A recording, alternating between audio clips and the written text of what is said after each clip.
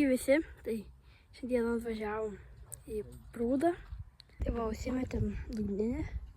Toli iškibo, neužkibo, o išsivertė didelis kurpis. Nu ir ką mes čia turim? Tai va, ką mes čia turim. Ešerį. Tai va, mes tokiam prūdė. Ten, vat, matot, kairiai yra meškerė. Tai kaip pradės spurdės, tai kibimas reiškias. O kitoje irgi taip pat.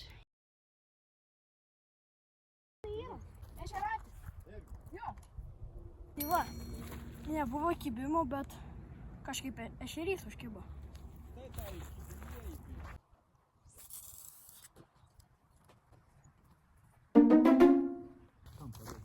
Tai va, pagavom dar vieną ešeratį. Tai va,